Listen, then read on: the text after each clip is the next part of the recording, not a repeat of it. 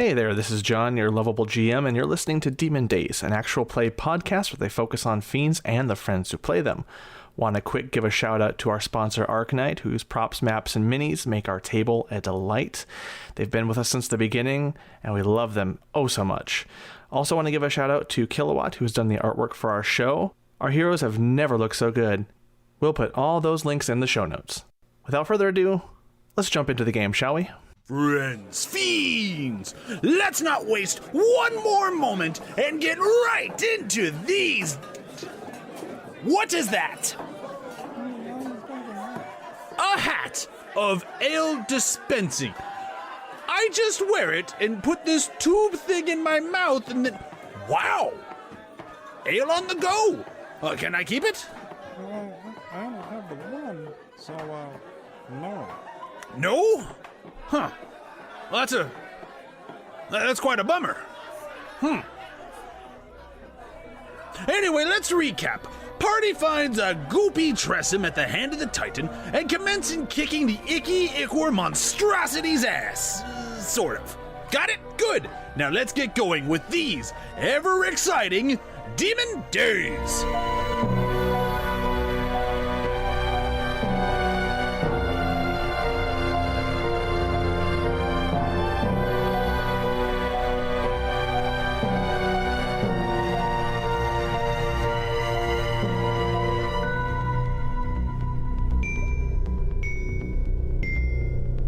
Okay, cool.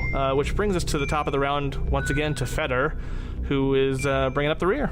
All right, so I'm going to get into flanking with Yewsiff, and I'm going to flip the daggers around pommel side, and I'm just going to, at the, rear hip joint, I'm just going to take a couple of, swipes at it, trying to do subdual damage. Pop, pop. Pop, pop. Pop, pop. Pop, pop. So that should give me a sweet avantage. So that's a 24 for the first hit. That hits. And that is a dirty 20 for the second hit. That also hits. Okay, Mom's Dagger. 5, 10. 21 for the first hit. And 5 for the second hit. Okay. Not bad at all. Yeah, you tear in with both knives with just some really good chunks, and the ichor also spews out either side that you get in.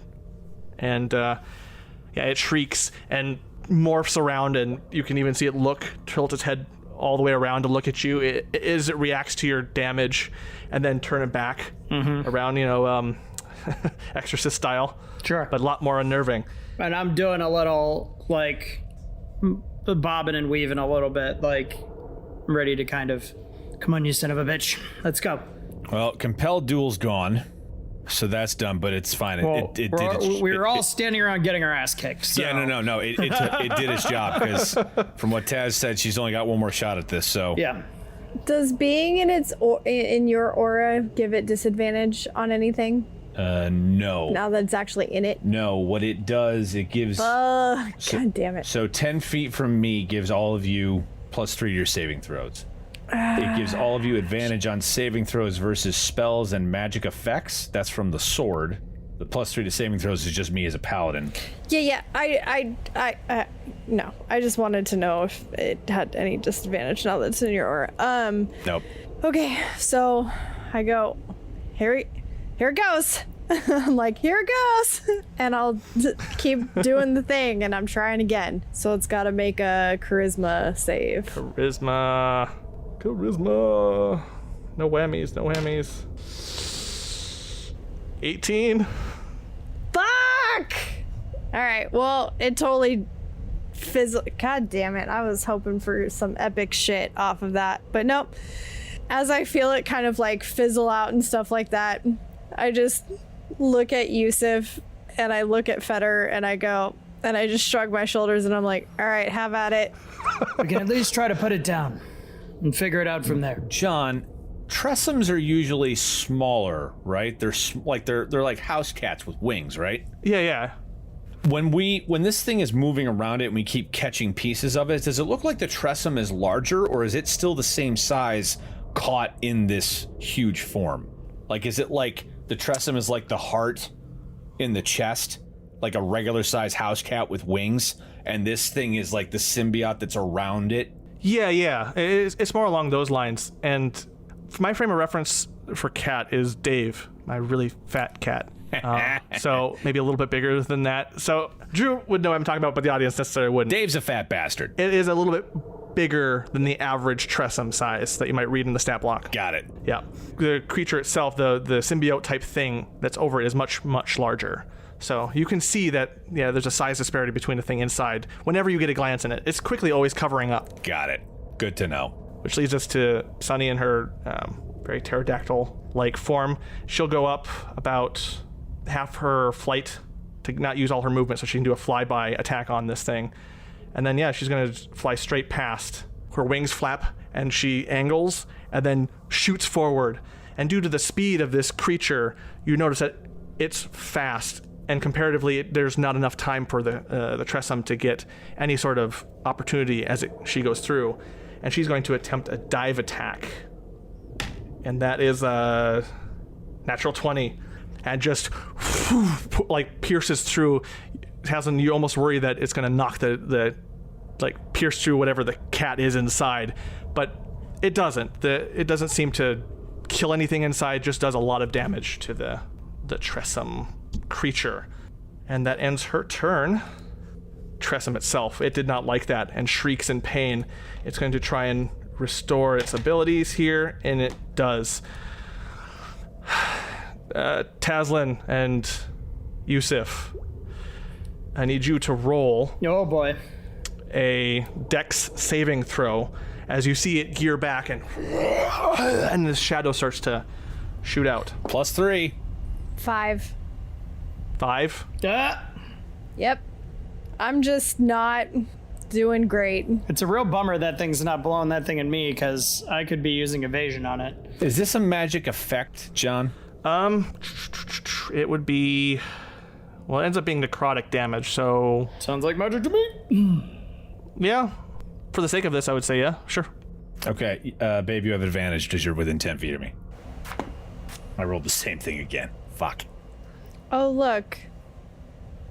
9. Okay, you roll 9. That's with the +3? Mm-hmm. Okay, well, I rolled a 10, so. Oh, okay. You end up taking the full 40. Ugh. As the shadow breath passes over you, Tazlin, you've not felt a pain like this in a long, long time. Yeah.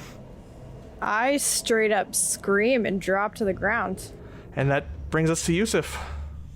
My turn, he says as he wheels back the sword. Here we go, let's paladin this shit. He has to hit first.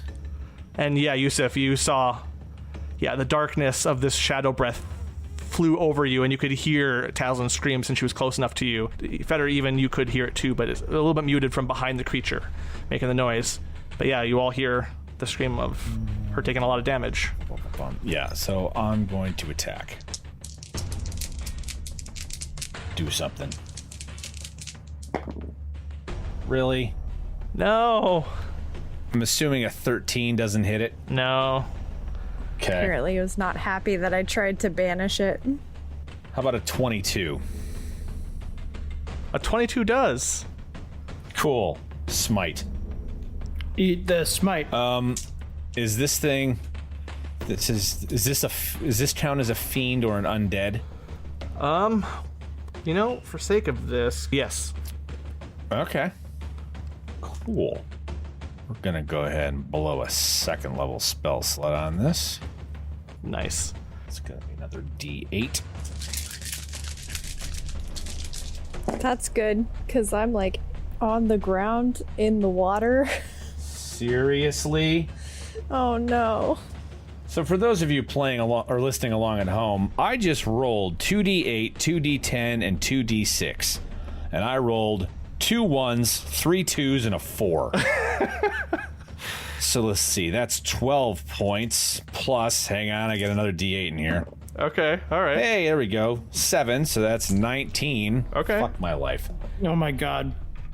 19 plus, so 19 radiant damage plus 5 from strength, so 24 points. Nice. You notice after your attack with the smite that you start to see more of the effects of the damage on it. It's harder. It's shrieking and wailing and thrashing as you hit it with your attack, and that extra radiant damage just like it's harder to form over itself. So you're starting to see the Tressym a little bit more inside, and it's not in good shape. I would consider this bloodied, even though there's no such thing as blood on this thing. I would consider it in a bloodied state, and it is, not doing so hot. Well, that's good, because I don't think I can survive another round if it hits me. So. I definitely won't. Bringing us to Feder. Well, Yewsiff, I hope you can bring this thing back. And I flip the daggers around, blade side out. I'm going to adjust myself so I'm still in flanking with him. And I'm going to take my 2 attacks. Mom's dagger first. And that is a 25 to hit. Oh, yeah, that hits. Oh, yeah, there we go. So, that's a 25 points of damage on the first one. That's the right answer. And... Nice. Oh, that's not so great. Second one is a 12. So I swing wide with the dragon tooth. Nice. And again, I'm like going for like weird, like where I think arteries are around the hip joints and Yeah. Trying to just the ass end of this thing. Right, exactly. And your assumptions about it are true, because even though it's more of an amorphous, ichor-y blob thing that has taken a shape, it still has those elements to it. So as you're hitting each area, it's reacting in that same way. For lack of a better way to put it, it thinks it's real body parts, this ichor-y stuff. So it's reacting in same with the damage that you're doing, and you do a significant amount of damage to it, and it starts to slough a little bit more and start to fall apart in its Come on, you motherfucker. imitation of Come get some. a dragon thing. It's not dead, but this brings us to Taslin. Taslin, you see that it is starting to wear down significantly comparatively. It's looking left and right and kind of angling, looking for its next path as your turn starts. So when it hit me with that blast and I crumpled, I am on the ground, on my side, in the water. Because, hey, 9 hit points. So yeah, on my side, in the water, and I just kind of very weakly point at it, and it needs to give me a will save, or a wisdom save. A will save. Hey, buddy. Hey, Yeah, Bill. will save. Wisdom. Wisdom is will now. Wisdom save, 16? Well, alright. It just loves resisting me.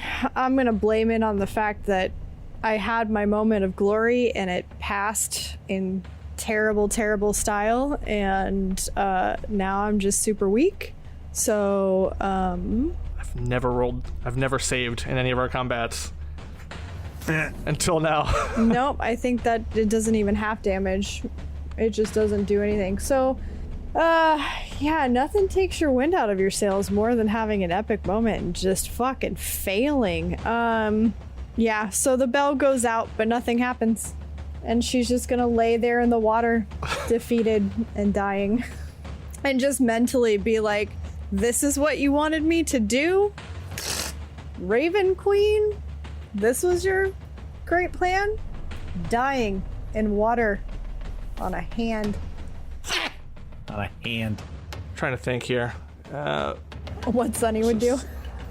Well, yeah, the problem is the order of initiative means she can't make any suggestions that would be interesting.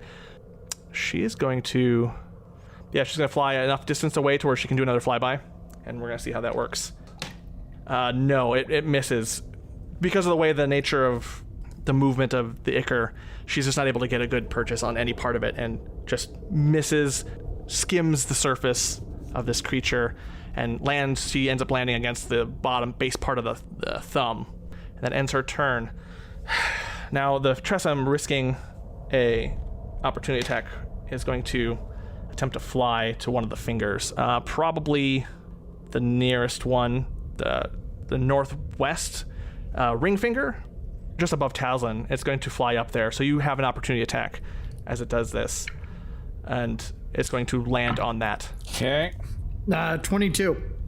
22 hits. Does an 18 hit it? It does.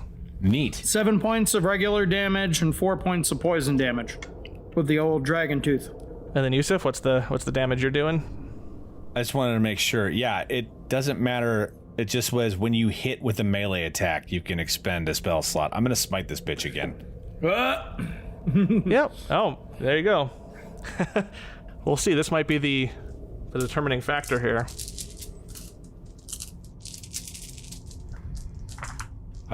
31 points of radiant damage.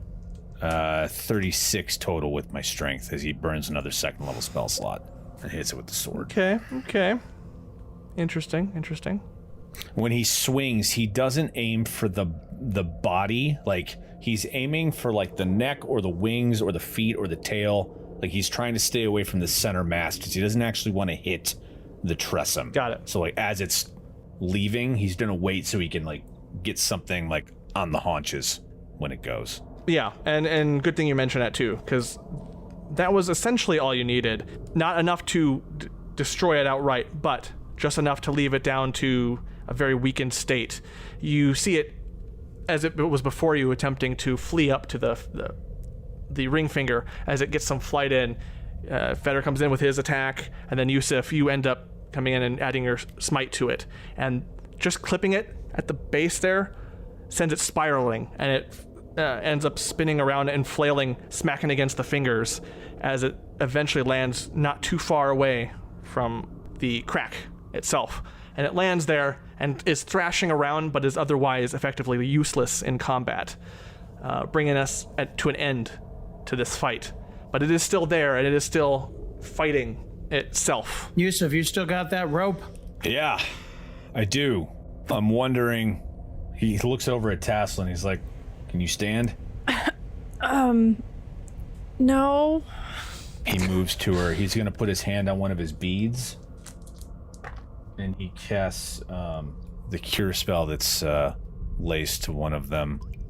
You get back 15 hit points. So I'm going to cunningly move around to the far side of it. Probably go up around the hand just to make sure that it doesn't, try to take off.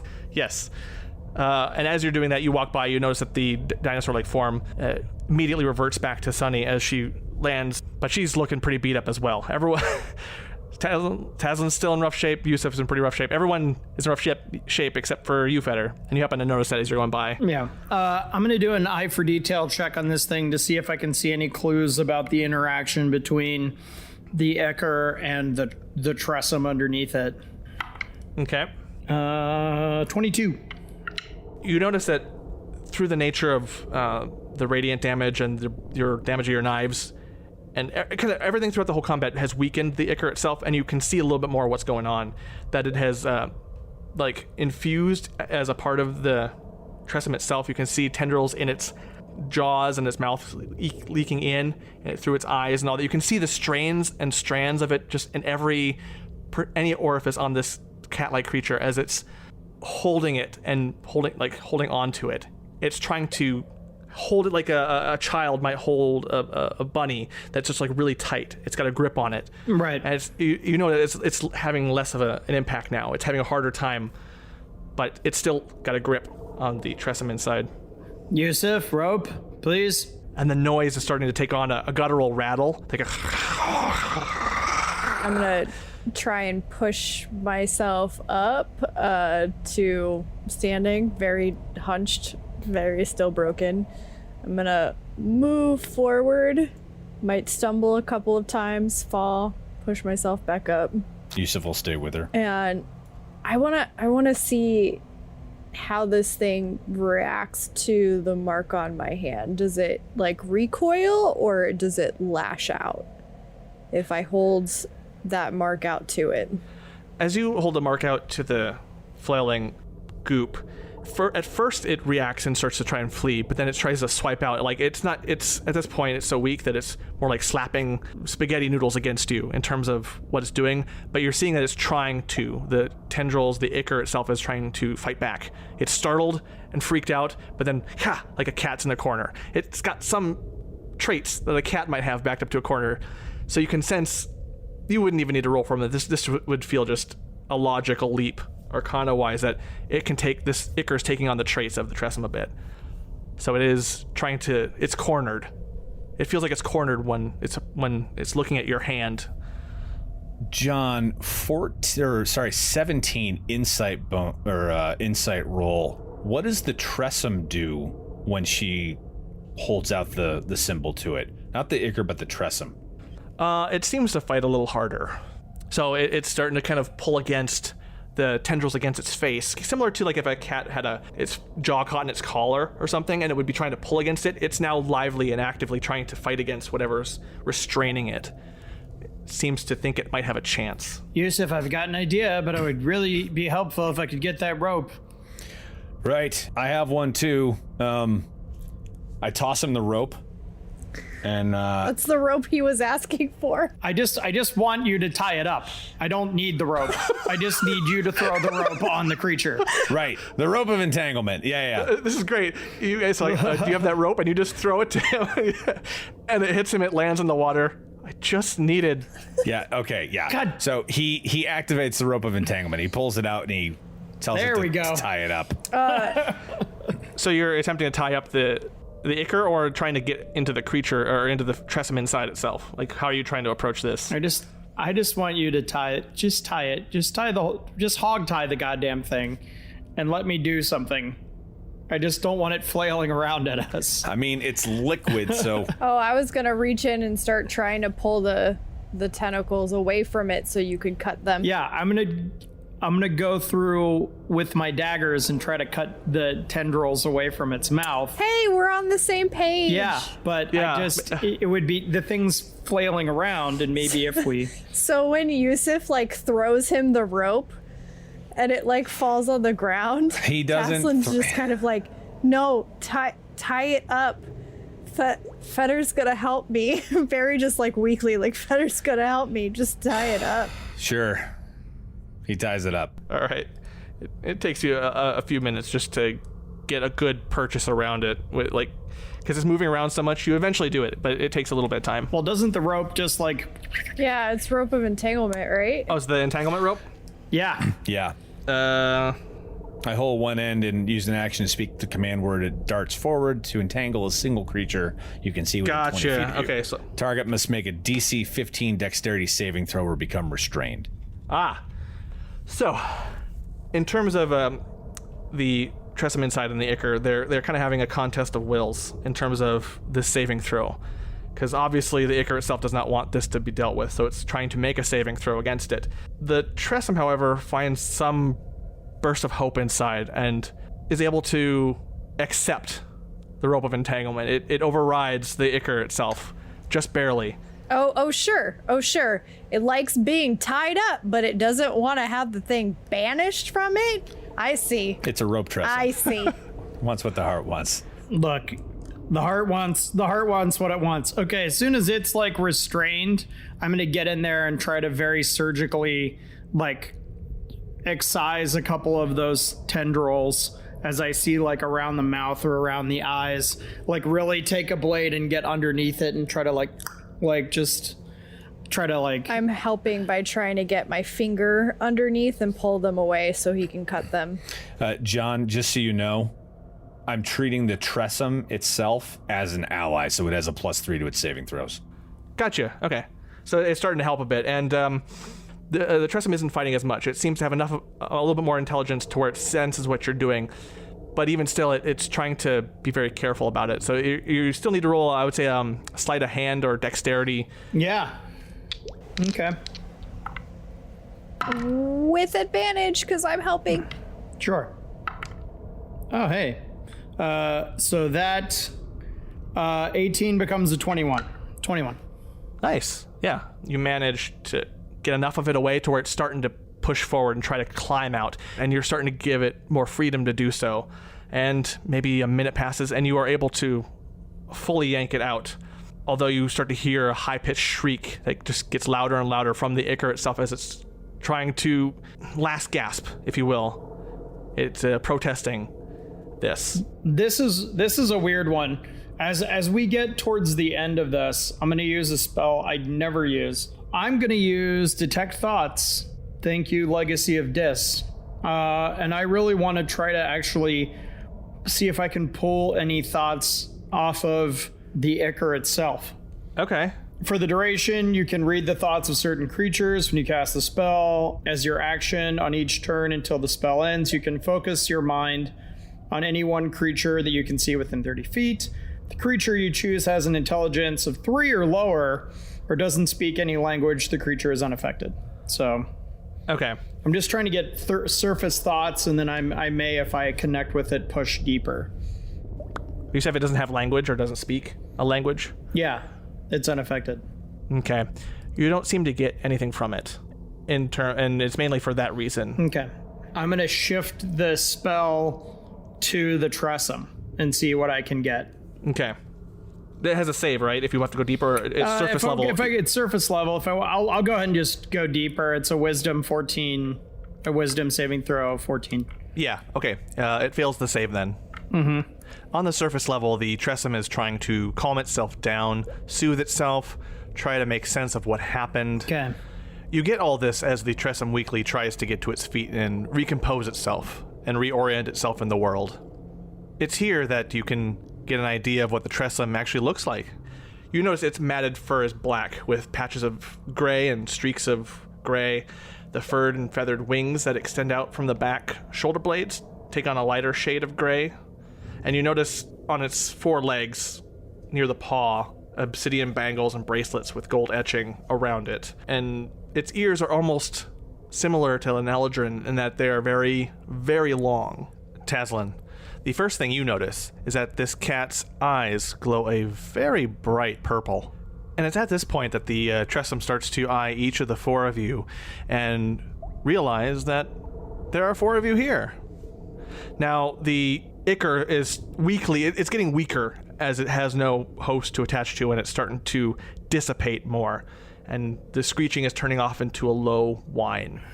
Okay. I'm going to take a minute. Can I find the dagger I tossed? Do you want me to roll some for it? I guess roll an investigation, especially since the water itself is very dark and thick on the palm. Wasting a natural 20 to get one of my daggers back. Worth it. So, 29. 29?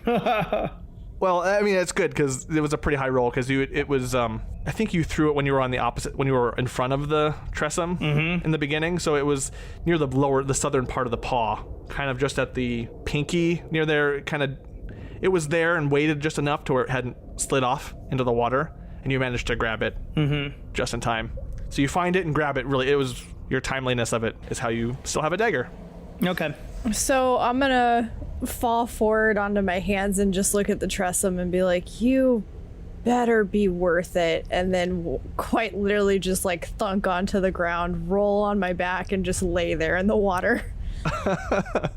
The Tressym registers you there and comes up to you and starts to nuzzle against your face like a cat might and poke around, sniff, bring its nose so close to your own nose, and it starts to tickle a little bit just as it's starting to explore who you are, and eventually it does find your hand and kind of nuzzle into it and look at the marking from the Raven Queen itself. Eventually it finds your hand and is able to nuzzle it open and look at the mark and actually perceive the communication from the Raven Queen. It then moves over to the strand of dark ichor, still spilling up into the nothingness, and weakly flies up to where the substance disappears. Its front paws then reach out against the nothing, and in a more humanoid fashion begin weaving methodically. The bangles start to glow, and within minutes, a tear appears. It reminds you of the tears you've faced before, but it doesn't look the same at all. Rather, it looks like an exit wound of a great sword that's been unable to fully heal and is still very raw. And you can see the folds of reality kind of stretch out from that wound. And after that, the Tressym makes its way back to you and lands next to you with a bit of a wet thump onto its back, almost mimicking the way you're laying down. It gives you a long, drawn-out meow in relief. I feel you, buddy. I feel you. John, I'm going to cast Speak with Animals. And Yewsiff starts meowing for for everyone to hear. Meow meow. Meow meow meow meow meow. Meow meow meow meow. Meow, meow, meow, meow, meow. Meow Mix does deliver. You gain the ability to comprehend and verbally communicate with beasts for the duration. The knowledge and awareness of many beasts is limited by their intelligence, but at minimum, beasts can give you information about nearby locations and monsters, including whatever they can perceive or have perceived within the past day. You might be able to persuade the beast to perform a small favor for you at the GM's discretion, which is not what I'm going for. But first off, like, can you understand me? It turns from its position on its back and turns back to crawl to its fours again and tilts its head as it looks at you. Indeed I do. What is this magic you wield so casually? I am a Knight of the Green, and it is a power given to me. Do you require healing? Healing would be most agreeable. Who knows when I shall be able to rest? Are you suffering from anything related to this? And he kind of looks around at the Ichor, like any disease, or are you poisoned? Not anymore. Okay. It appears I am free from whatever this is. Very well. May I touch you? For a moment, yes. So he's gonna get in there behind, the ears a little bit and just kind of give it a little scratch, and he's gonna give it 5 points of healing from its pool. Yeah, it straightens up, seems a little bit more lively thanks to that injection. And then true to cat form, once you get to a certain point of petting, the Tressym turns and gives your hand a little bit of a nip. Apologies. I am sick of this. Being petted. Fair enough. What can you tell us about that? And I point to the tear. It's where she slew the Whispered One. And it has been my charge to keep the area secure. It's all just meow meows, right? For the rest of us. Yeah, all you're hearing is like meow, meow, meow, meow, meow, meow, meow, meow, meow, meow, meow, meow, meow. And then Yewsiff's deeper like Meow, meow, meow, meow, meow, meow, meow, meow. Okay. Squeak, squeaker, squeak, squeakum. But not squirrel, cat. The Tressym continues to Yewsiff. I don't know how long this spell lasts. It's only 10 minutes, so... 10 minutes? Okay, yeah, we're still good. The Queen has need of this statue's power. I have helped her achieve her goal. Although it would seem that has come at some great price. Well, I may have a solution for you. I was charged by, well, my goddess, if you will. And I kind of show her the motif of the waterfall. The ever-flowing river. While this is happening, I just kind of prop myself up on my elbows, look at him, look at the Tressym, look over at Fetter, do a little back and forth with the finger and go, I'm not the only one hearing the meows, right? It's all meows. It's all meow mix. Hey, can I do an insight check on my dear friend Yewsiff about what his meow meows are intoning, particularly when he starts to show off his sigil? Okay, yeah. Yewsiff, do you combat this, or do you... Does he even notice? My passive perception is an 11, and I'm talking cat right now, so probably not. Yeah, I rolled a 15. Then, yeah, you can get what Yewsiff's intoning and kind of going for. And I'm just gonna lean down to the... And I'm like, I'm pretty sure Yewsiff's explaining to the Tressym here about the seed in Eldath. So, if you've got a move you want to make, I might encourage you to make it. The ever-flowing river has a stake in this Titan. Eldath has given me... But we are using this. Well, Eldath has given me For our needs. Eldath has given me a seed that she says will help cleanse the corruption. I'm wondering if by planting this seed, she said a tree will grow. I'm wondering if, because like to the best of my knowledge, John, like Raven Queen and Eldath are not at odds, right? Like they're not opposed forces. Not explicitly in this particular case. You haven't read anything about that. No. It could be that this could be at cross purposes, but not at odds. Okay. I guess what I'm wondering is, and I'll ask the Tressym, like if the tree planted would act as a filter to get rid of basically the ichor, but still allow, and I look over at Taz, like your mistress to continue to use the power from the Titan. When he looks at me, I'll just be like, Yewsiff, buddy, what you talking about? You get a sense, Yewsiff, that it's not entirely sure of the logistics, because it is a magical cat, but it's still a cat.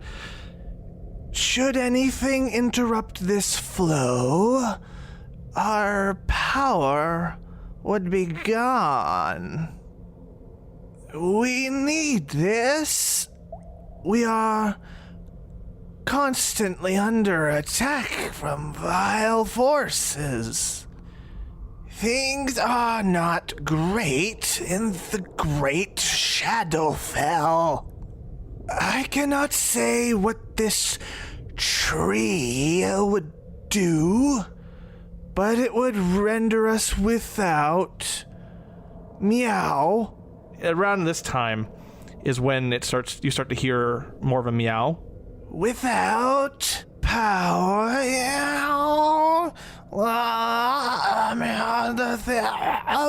meow. Meow. And you notice the spell wears down. Yewsiff realizes he's saying meow now instead of actually talking. Meow, meow, meow, meow. Oh, right.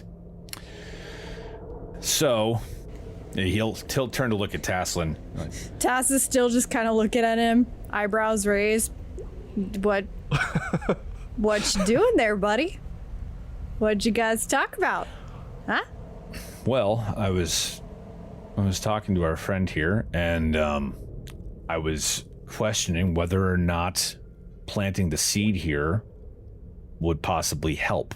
Eldath told me that planting the seed would cause a tree to grow, and plants sometimes seem to find a way to weed out the bad and just take in the good. I'm wondering if it would act as a filter for the Raven Queen. I mean, birds live in trees, right? I'm wondering if there could be some type of symbiotic relationship. I don't know enough about it, though. Birds live in trees. Yep, they do. Right, well, not the worst thought, but aren't we looking for one further step in all of this, Taz? Yeah, we're looking for the Fortress of Sorrows, not Solitude, Sorrows. The Fortress of Sorrows. That probably would have been a good thing to ask when you could understand it and you were in Meowland. You know, you're absolutely right. How silly of me. Friend Tressym, do you speak the common tongue at all? The Tressym looks in your direction and meows and kind of does like a it almost looks like a sneeze, but it seems deliberate, like a deliberate no. Just Oh, great. Well, there's that. Well, hang on a second, and I cast it again. Well, no, it understood us. It at least understands. And he's back to speaking meows. All right. Meow, meow, meow, meow. So my friend here is wondering if you could direct us to the Fortress of Sorrows. yes, I revealed to you all the entrance. It is a strenuous entrance, that, and you must go through it. The Tressym saunters back over to the tear and flies back up to it, and with its paw points in the direction of the tear, almost to drive the point home. This is where you must go. I'm sorry, what? We're I'm guessing something with the sky vagina. we're forcing ourselves into the crack? Correct. We need to burst back through the placenta, as it were, in the sky. Wonderful.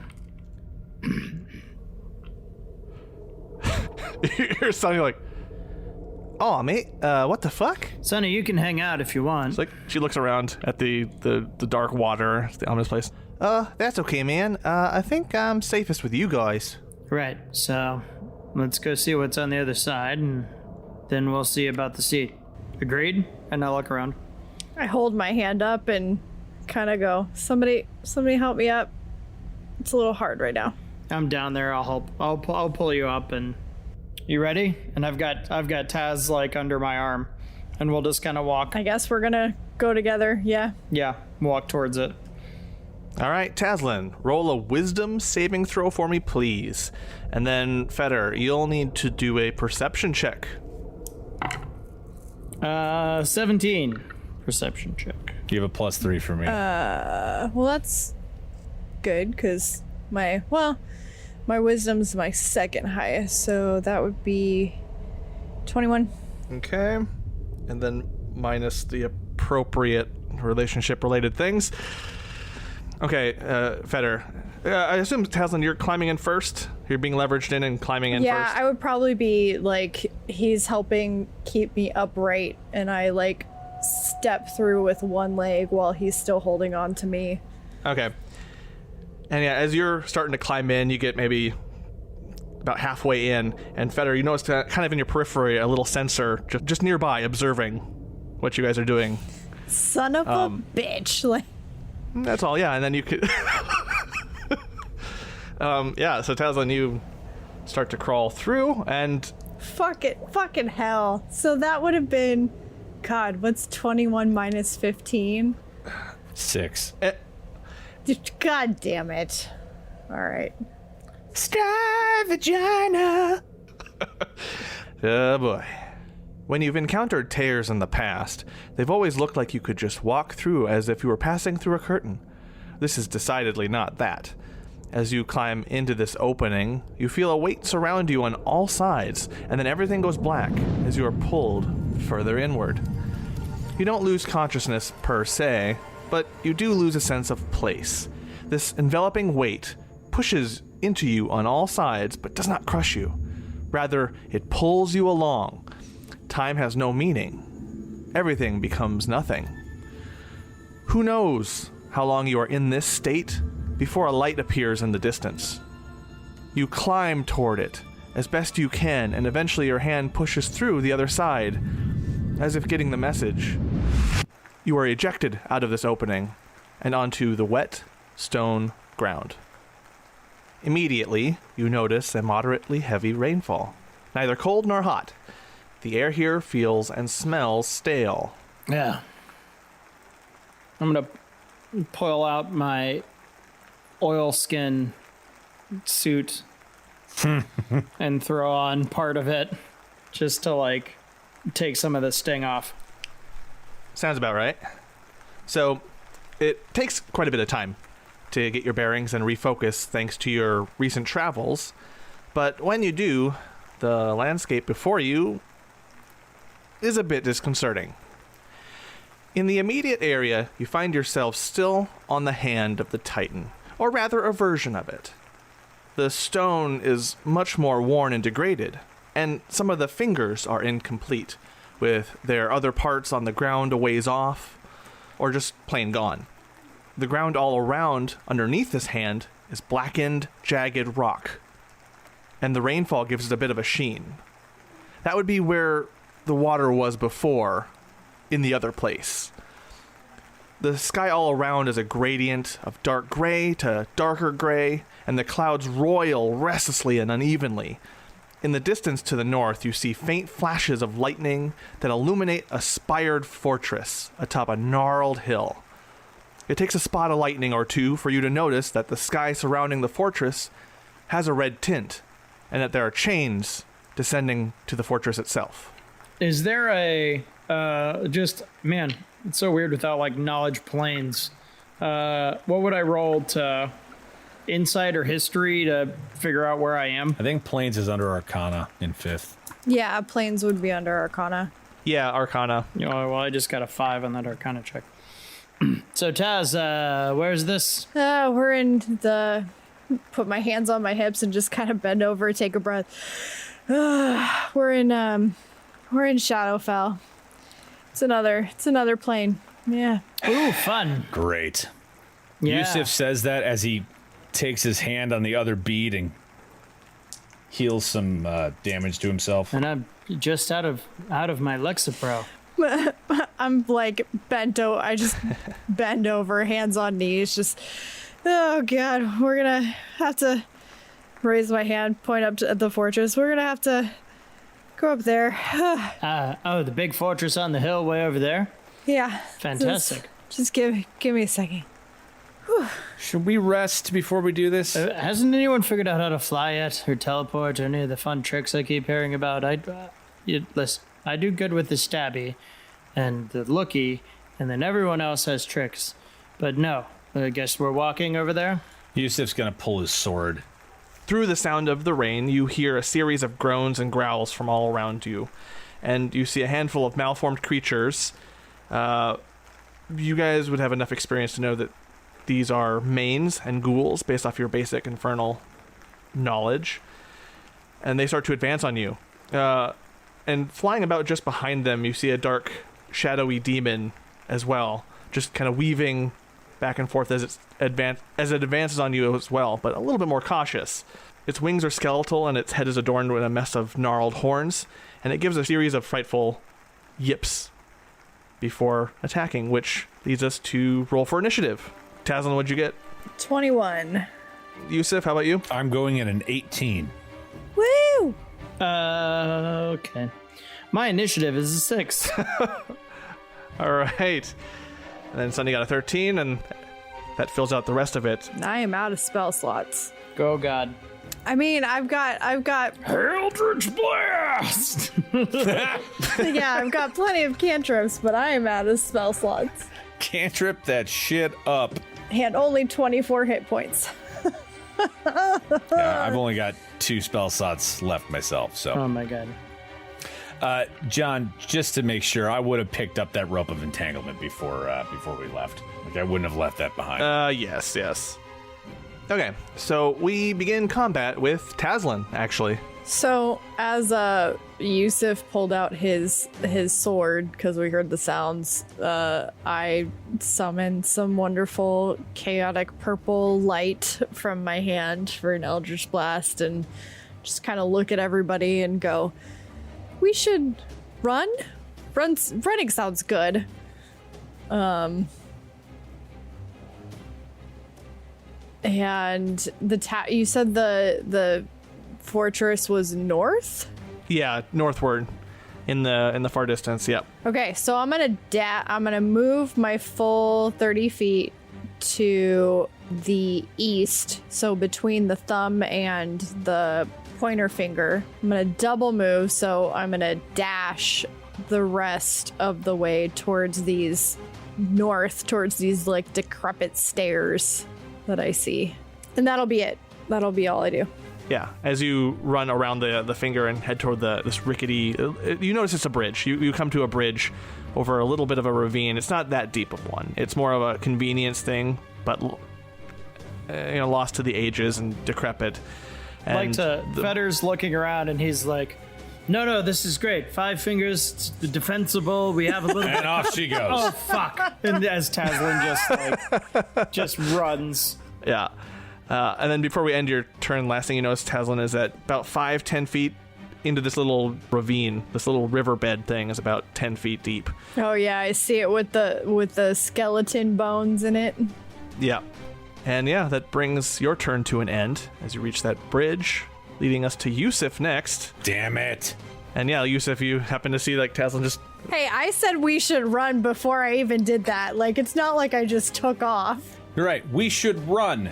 And then you ran. Right. As gave you some opposed to conversing with Doesn't matter. Already happened. I look at Feder. I look at Sunny. I'm like, shit. Fuck. He's going to, well, he was going to cast a spell, but that's not happening now. I was not expecting that. What the hell do I have left? Just do what you were going to do. It'll be fine. You're not in range now. Let's see. God damn it. 5, 10, 15, 20, 55, 60. Son of a bitch. If I move to get... Oh, wait, hang on. Okay. Yewsiff moves to here. Okay, kind of in between them. And he's going to cast Aid. Aid, okay. Your spell bolsters your allies with toughness and resolve. Choose up to 3 targets within range, 30 feet.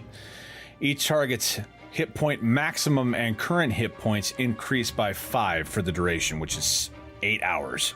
So, everybody gets 5 temporary hit points from that. Yeah, give me that temp. And, yeah, I'm gonna cast Shield of Faith, because that is a bonus action. That'll give me a +2 to AC. Nice. And that's all my spell slots now. Welcome to the club. Welcome to hell. So then as your turn ends, Sunny charges up behind you, finds an opening, and kind of done with these like vile creatures and their bullshit, she aims her hands out and shoots you see this green arrow streak at the first thing she sees, one of these mains that is advancing on you, and manages to just hit. And you see the arrow streak through the main, and yeah, you see the creature fall to the ground and shriek as it starts to melt away completely from the acid arrow. And you even see some surprise on Sunny's face as she's like, "Oh, that worked." And she ends her turn taking out one of the mains, bringing us to the shadowy demon. It starts to move towards Yewsiff, and it looks scary and big, but all it ends up doing is trying to come. It flies up to you and swipes at you, trying to get you in with a claw attack. 19 to hit? Yes, that hits. With your raised AC. 19 to hit? Yep. Okay. As it hits you, you notice it only manages to take off about 7 hit points of damage from you. So it comes in and swipes at you, and almost immediately you're like, oh, this isn't that much at all. I mean, it's 7 less hit points. And then the 2 ghouls start to advance, leading us to Feder next. Okay. I'm going to make a big noise. Thaumaturgy. Bonus action. Be like, come on, you fuckers.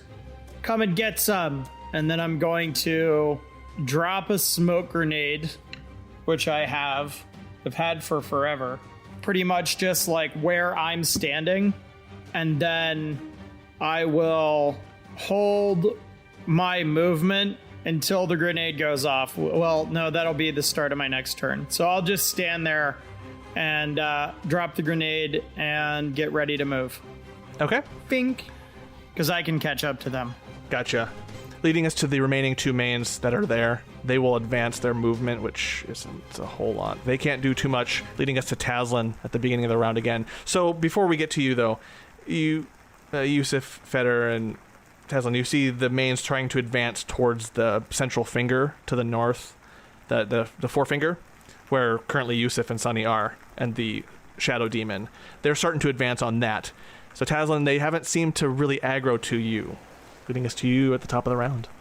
I will move over in front of the bridge, and I will Eldritch Blast the main that's coming around the middle finger, because middle finger. And then I will do the other one to the shadow creature that's coming up on Yewsiff.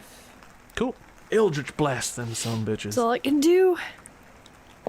That is a 20. No, it's not. 25. It's 25. The other one is only a 17 to hit. Both hit. Okay. So, main guy, so middle finger main, he takes 8 points of damage, and then shadow creature takes 13. Okay. Pew pew. So, You fire off the 2 Eldritch Blasts. Yeah, one from one hand, other from the other hand. Little Wanda vision, Wanda powers going on here. Foo-choo. For those of you listening at home, my wife is doing a Scooby-Doo-esque finger wiggle, but towards the camera. It was better than that. It was better than just a finger wiggle. It was a full, like, arm movement. Yeah, full arm flappy, like Wayne's World. Diddle-doo, diddle-doo, diddle-doo. I'm very proud. Channeling Wanda here. Yeah. Anyways, that Eldritch Blast severs the main completely in 2, and it flops. The top half flops off of itself and spreads to the ground. So you kill the hell out of that thing. Bye to middle finger Bye, main. middle finger main. How much damage did you do for the shadow? He took 13. Okay, that one didn't make him dissipate. So the Eldritch Blast hit the shadow demon, and it shrieks in the damage that it receives, but it wasn't completely enough to get rid of it. But it is bloodied as more of a status than anything else, so it's not doing so hot. Which then leads us to Yewsiff. Does the 24 hit it? Which one? The shadow demon. Oh, yes. I'm assuming it's a fiend because it's a shadow demon. So 13. 18 points of damage from the first hit. Okay. Still up? Yes. Okay, 24 to hit again. Yep. I rolled dual 16s. 22 points of damage that time. Yeah, with that last hit, a bright burning happens around the fringes of this shadow demon and envelops it completely as it dissipates in a high-pitched shriek. And you end this vile thing. You still have movement though. Do you wish to use that, or are you gonna keep where you are? I don't think these things have spells, but just in case. Actually, I can't actually see Feder because he dropped a smoke bomb. No, it hasn't gone off yet. It starts on my next turn. The whole place is gonna get smoky for like a 20-foot radius around me, which I tried to draw and did a very poor job. It looks gorgeous. Got it. I'll say to Sunny, fall in between the fingers, and I'm gonna move to here so that they're both in the ring. Okay. He moves back into the palm Let's see. at the base of the middle finger. I do. Then in that case, since it's Sunny's turn next, she was going to just charge one of them, but she hears you say, "All right, I'm going to go between you guys," and she decides to use another acid arrow and claps her hands in the direction of one of the advancing ghouls that is on the middle finger toward the northwest just a little bit. Unclear where that's going, but it's within her line of sight. And she is going to make a spell attack on that thing. Just barely makes it. Another 4d4. Oh, Melf's acid arrow. You were a favorite back in the day. Oh, nice. Yeah, Melf. The arrow doesn't completely kill the ghoul advancing from the north, but it does get it down to almost near death. One of the arms gets severed, and part of the lower torso. It takes a lot of damage. And that ends Sunny's turn. And now there's no more Shadow Demon, and we have the closest ghoul over towards Feder, towards the south of the middle finger.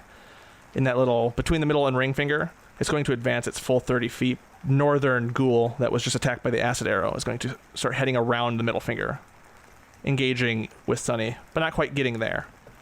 Bringing us to Feder. Cool. So, first thing, the smoke bomb goes off, and everything in a 20-foot radius is heavily obscured. So that's pretty much to Sunny at the middle finger, the whole way to the thumb, and then the whole way kind of covering outside of the outer rim of the... so all of it's deeply obscured. So first thing I'm gonna, once that dissipates out and things have gotten real froggy, I am gonna run up to the ghoul that I saw advancing at me and I was clocking, and I would like to attack him. And John, how do you feel about sneak attack since the blade is coming out of a heavily obscured fog? I think that's fine. Works for me. Okay. That is a 21 to hit, Oh, of course. and that will be 20 points of damage. Oh, perfect. That is enough. Your attack is enough to cut it to ribbons and bring it to the ground and end its, well, what you might call a life, I guess. All right, and then I'm going to take the rest of my movement the other 20, and then I will cunning action to go 20 more that way past. So I'm running northeast out through the fingers outside of the obscured area, and I'm clocking that last ghoul on the way out. Okay.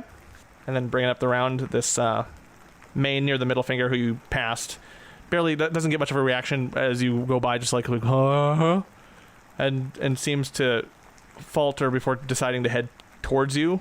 It's gonna try to take a swipe at you, but we'll see. This thing, the way it's lumbering at you, you wouldn't have to necessarily worry.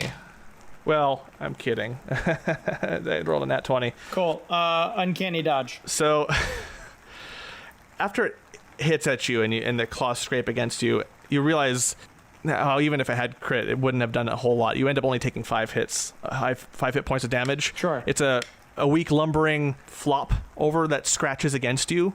Doesn't do a whole lot. You sense that these mains are not, this whole band really is not that cream of the crop. Thanks, temp AC. Or thanks, HP. And that brings us to Taslin, top of the round. More Eldritch slinging. I'm gonna aim one for the main attacking fetter and then the other one at the ghoul in front of Sunny. So pop to one, pop to the other. Left hand, right hand, crisscross. So it was a 21 for the first one and then 26 for the second. Damn, Gina. Yes. That's not the damage. That's the hit. Right. No, and as they hit, you realize that, yeah, this is a night and day difference from what you just came from. 13 and 12 damage. So 12 to the main and then 13 to the ghoul. Yeah, that's enough. Both blasts sever the creatures completely into just directly centered them. You aimed perfect, and each one slumps over, dying completely, ending this shitty ambush, and giving you guys a moment of relative peace amidst perhaps the dreariest setting you've ever found yourselves in. Well, that was a waste of a perfectly good smoke grenade. I should just stab things. I should just stab them. Well, it looked great. Yeah. As like the wind is slowly dissipating the smoke out of the fingers. Yeah. Yewsiff comes walking out of the smoke. I think we go this way, and I just like point at the bridge behind me. Oh, the rickety bridge up to Scary Mountain? Great. Fantastic. Should we, before we move on, I'm just gonna throw this out there. Yeah, should we rest? Perhaps rest. Rest. I am all but spent. I mean, I'm good, but you all look like shit. Thank you. We can stop for like No offense. a little bit. Maybe not make camp, but take a breather. Sit down for an hour. All right, and he puts the last 5 points of healing he has back into himself. Can I, while everybody's, since I don't need any resting, can I try to, John, and I don't know how you want, like what skill you want me to roll for this, like a perception or survival or whatever, but I want to try to triangulate like how far, with like my observant feet and eye for detail, how far away do I think this like fortress on the mountain is from us? Just like guessing distance. Sure. So let me know what you'd like me to roll for that. Let's go with the eye for detail. Okay. Not great. 13. It's hard to place, and the problem that you're encountering is that everything feels at once extremely far away, days away, but at the same time maybe hours away. There's a disconnectedness to the normal sense of geography here versus anywhere you've been. At least in like Dis, it's consistent. Mm-hmm. This feels very echoey, and that distance feels more like a suggestion and an elapsing of time. Sure. So it's LA. Yeah. Everything takes 45 minutes. Jesus, Taz, your boss has one hell of a neighborhood. Maybe not boss, but this does seem very much up her alley. Yeah. Sure. Yeah. I'm gonna roll a smoke and then kind of just pace nervously because I really don't need the rest, but I understand that everybody else does. And yeah, as you guys collect yourselves in this dreary place, Fetter's off rolling a smoke. Yewsiff, Sunny, and Tazlin are taking a breather and just assessing the damages and just trying to get some semblance of alignment back in place with this new area, this new realm, this new plane. You guys look ahead and see more thunder and more lightning flash in the distance, and that gnarled hill, that forlorn castle in the far distance, just weighs on you as you find yourselves looking forward to a meeting with the Raven Queen, perhaps. I'll admit, when the party first told me they had to climb through a sky vagina, I thought they were having a good old laugh at my expense. And then Tazlin described the journey in detail, and yeah, that's probably the best way to describe it. Man, getting into the Shadowfell is weird. So, anyway, my time is, it's up here. And, I'm just gonna take this amazing hat with me and come back next time as I tell you more about these adventures. Ah! Fuck!